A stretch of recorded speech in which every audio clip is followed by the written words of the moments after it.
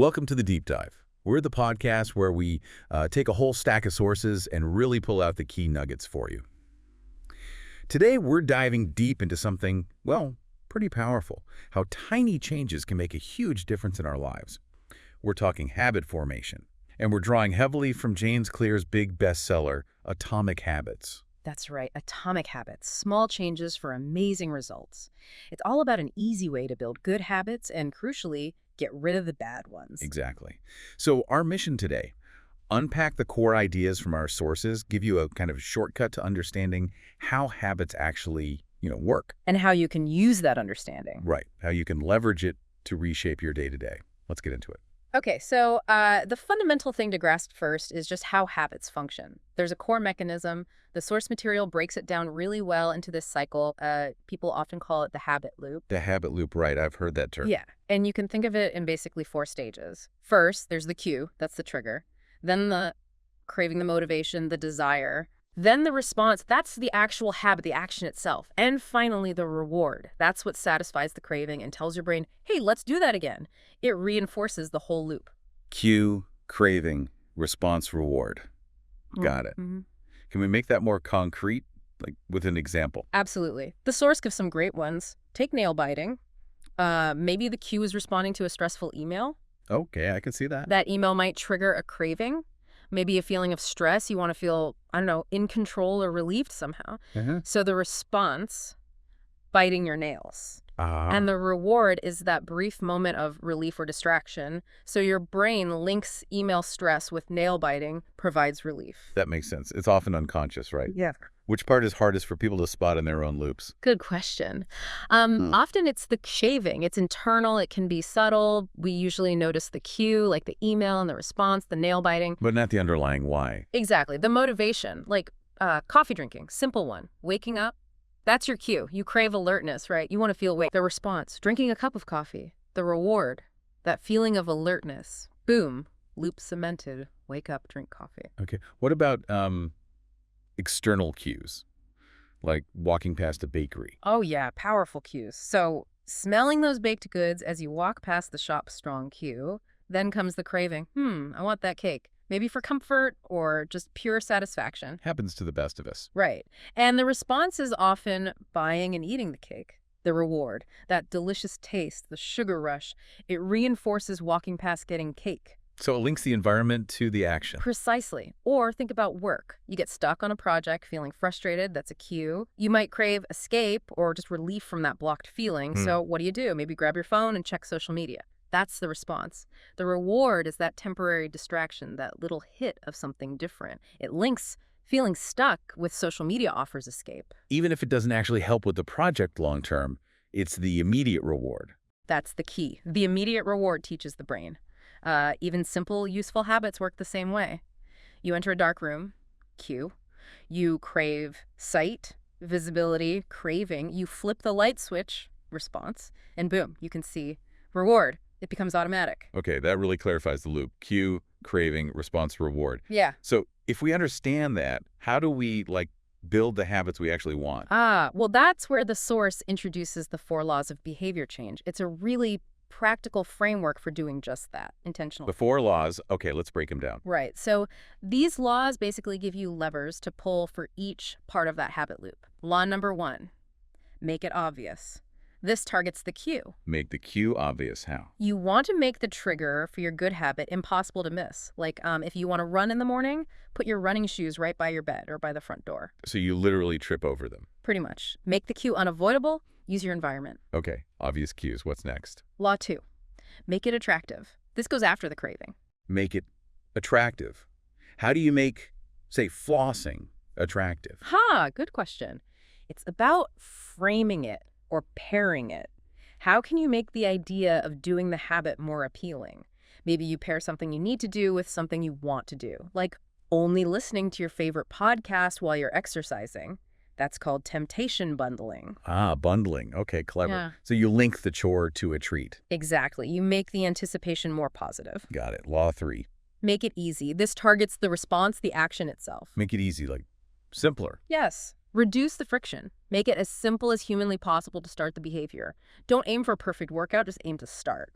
The easier it is to begin, the less willpower you need. Lower the barrier to entry. Precisely. Think minimum effort to get going. Yeah, and the last law. Law 4. Make it satisfying. This is all about the reward. Make it satisfying. So it needs to feel good immediately. Yes, immediate reinforcement is crucial. Your brain needs to get a payoff right away to think, oh, that was good, let's repeat that. Even a small reward, like tracking your habit and seeing the streak build, can be satisfying. It closes the loop positively. Make it obvious, attractive, easy, satisfying. Okay, that's a solid framework for building good habits. But what about the flip side, getting rid of bad habits? Well, that's the beauty of it. You just invert the laws. Invert them. So like? Exactly. For law 1, instead of make it obvious, you make it invisible.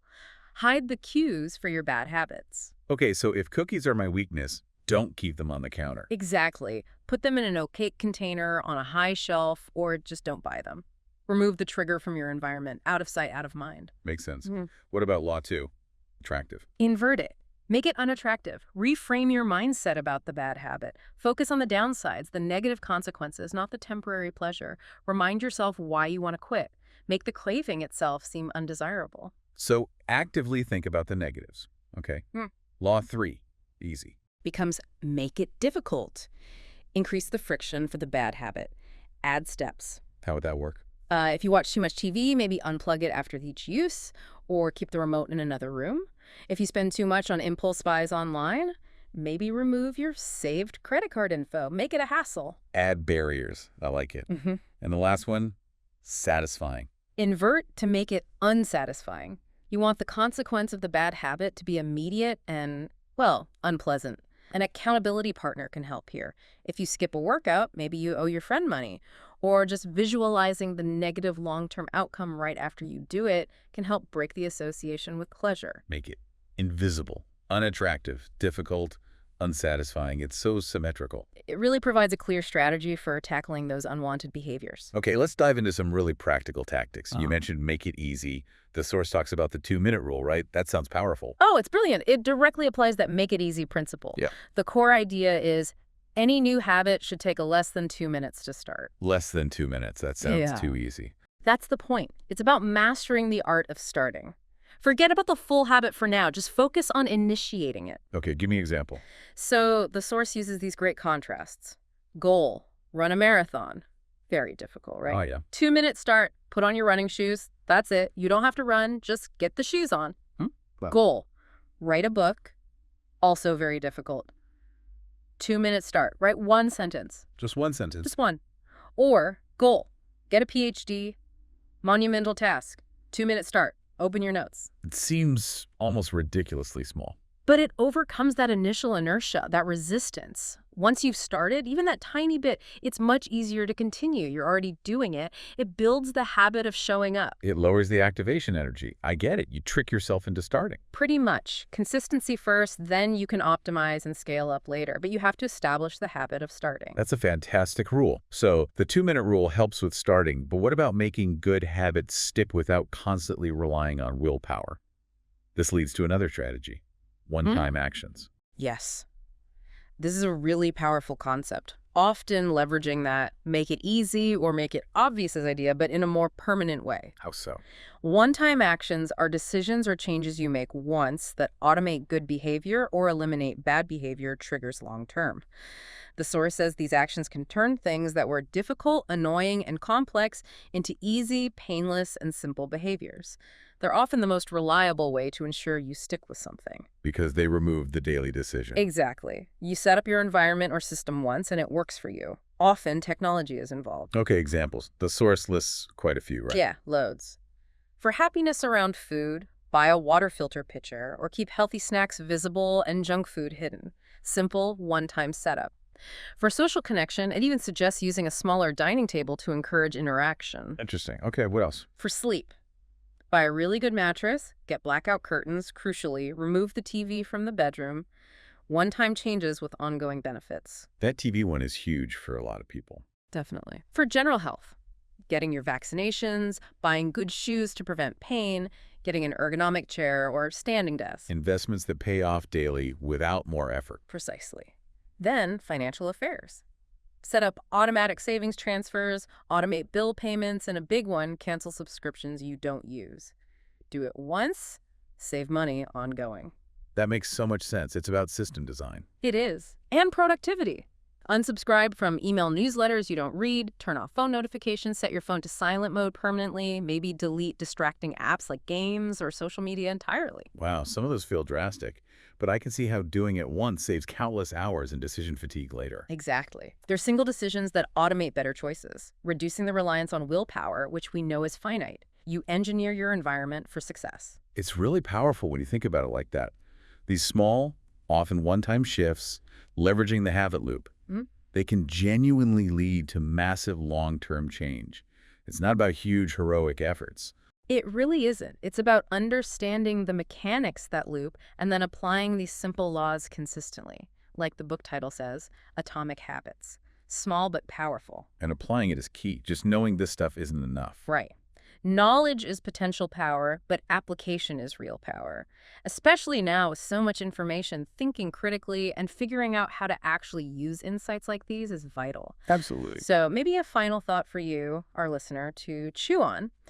Given how much our environment, especially technology, can shape our habits, making good ones easy and bad ones hard, or vice versa, what's one specific adjustment you could make today? One piece of tech you could tweak? One small environmental change?